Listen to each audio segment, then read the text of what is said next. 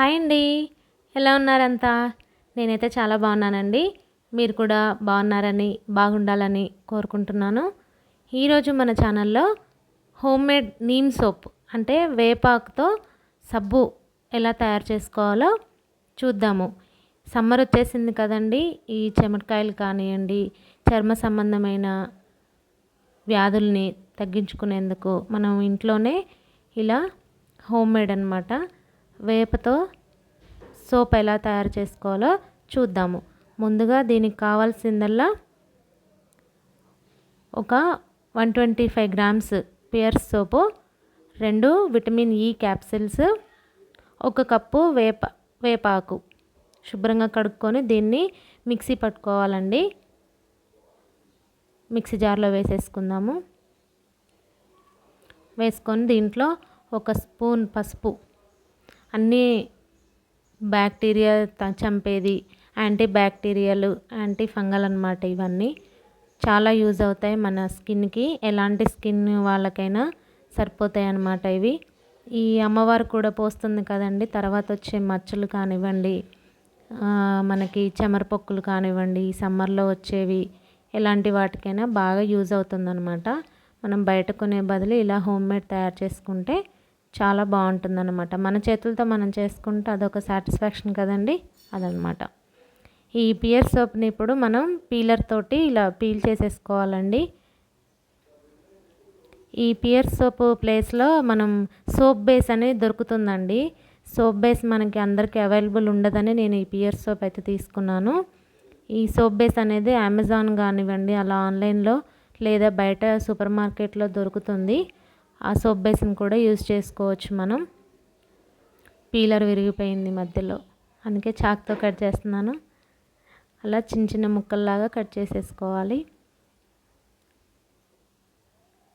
పీలర్తో చేస్తేనేమో కొంచెం పలుచగా వస్తుంది అనమాట, తొందరగా మెల్ట్ అవుతుందని అనుకున్నాను, కానీ అది విరిగిపోయింది. సో అలా పీల్ చేసేసుకోవాలి. ఇప్పుడు అది పక్కన పెట్టేసుకొని, ఇందాక మనం వేపాకు మిక్సీ పట్టుకోవాలని చెప్పాను కదండి, కొంచెం వాటర్ వేసుకొని వేపాకు మిక్సీ పట్టేసుకున్నాను. దీన్ని వడకట్టేసి పైన అది గుజ్జు వస్తుంది కదా, అదంతా తీసేయాలండి. వేపాకు ఎంత బాగా మిక్సీ పట్టినా కూడా అది లాస్ట్లో మిగిలిపోతుంది అనమాట. దాన్ని తీసేసి ఓన్లీ లిక్విడ్ వచ్చేలాగా జల్లెడ పట్టుకోవాలి. దీంట్లోనే ఇప్పుడు మన విటమిన్ ఈ క్యాప్సిల్స్ ఉన్నాయి కదా 2, వాటిని కట్ చేసి వేసేసుకుందాము. ఈ విటమిన్ క్యాప్సిల్స్ కూడా ఎనీ మెడికల్ షాపు ఎక్కడైనా దొరుకుతాయండి మనకి. ఇంకా ఏమీ వేయనవసరం లేదనమాట. విటమిన్ క్యాప్సిల్స్, సోపు అన్నీ మనకి దొరికేవే అనమాట. ఇప్పుడు సోప్ని డబుల్ బాయిలింగ్ అంటే ఒక గిన్నెలో వేడి నీళ్ళు పెట్టి పైన ఇంకో గిన్నెలో సోప్ని వేసాను అనమాట. డైరెక్ట్ పెడితే ఏంటంటే అడుగు వచ్చేస్తుందని మనకు కొంచెం డౌట్ ఉంటుంది కదండి, అందుకని ఇలా అనమాట. డబుల్ బాయిలింగ్ అంటారు. ఇలా మెల్ట్ అవుతుంది చూసారా. సగం మెల్ట్ అయ్యాక మనం వడకట్టి పక్కన పెట్టుకున్న ఈ వేపాకుది రసం కూడా వేసేసుకోవాలి. దీంట్లోనే వేసుకొని బాగా కలుపుకుంటే అది మొత్తం మెల్ట్ అయిపోతుంది అనమాట. సబ్బు అంతా కరిగిపోవాలన్నమాట. పూర్తిగా కరిగిపోయాక దింపేసుకోవడమే.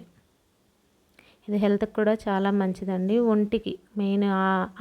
ఎలాంటి స్కిన్ ఉన్న వారికైనా, ఎలాంటి ఎలర్జీస్ అలాంటివి ఉన్నా కూడా బాగా పనిచేస్తుంది అనమాట. పసుపు, వేపాకు అన్నీ ఉన్నాయి కాబట్టి దీంట్లో బాగుంటుంది.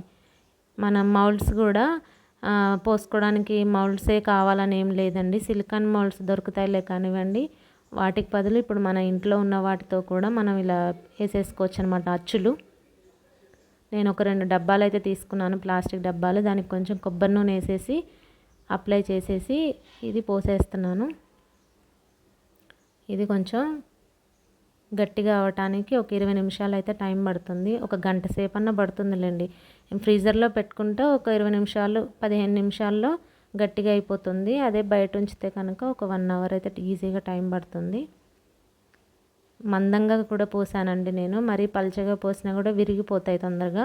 ఈ మందంగా పోయటం వల్ల ఏంటంటే సబ్బు కూడా కొంచెం మందంగా వస్తుంది, ఎక్కువ రోజులు వస్తుంది అన్నమాట. ఆ పైన ఉన్న నురగంతా దూదితో తీసేసాను నేను. చూసారా, రెడీ అయిపోయినాయి మన సబ్బులు. నేను ఫ్రిడ్జ్లో పెట్టానండి ఒక 15 నిమిషాలు తొందరగా అయిపోవడం కోసం. ఈ మౌల్డ్స్ నుంచి కొంచెం అలా సైడ్స్ తీస్తే మన సోప్స్ రెడీ. చూసారా ఎంత చక్కగా వచ్చాయో. ఇంకా వేరే మౌల్డ్స్, వేరే ఆకారాలు ఏమైనా ఉన్నా అట్లాంటి వాటిల్లో కూడా వేసుకోవచ్చు అనమాట. ఈ లిక్విడ్ చాలా బాగా వచ్చాయండి సబ్బులు. మీరు కూడా ట్రై చేయండి, తప్పకుండా మీకు నచ్చుతుంది. తప్పకుండా ట్రై చేయండి. ఎలా వచ్చిందో నాకు కామెంట్ రూపంలో అయితే తెలియజేయండి. తప్పకుండా నచ్చుతుందండి మీకు కూడా. ఇంతవరకు మన ఛానల్ని సబ్స్క్రైబ్ చేసుకోకపోతే సబ్స్క్రైబ్ చేసుకోండి. మరిన్ని వీడియోస్ కోసం లైక్ చేయండి, షేర్ చేయండి. తప్పకుండా నా ఛానల్ని అయితే సబ్స్క్రైబ్ చేసుకోండి. ఎలా వచ్చాయో మీరు కూడా ట్రై చేసి నాకు కామెంట్ రూపంలో తెలియజేయండి. Thank you for watching. మళ్ళీ నెక్స్ట్ వీడియోతో మళ్ళీ కలుద్దాము.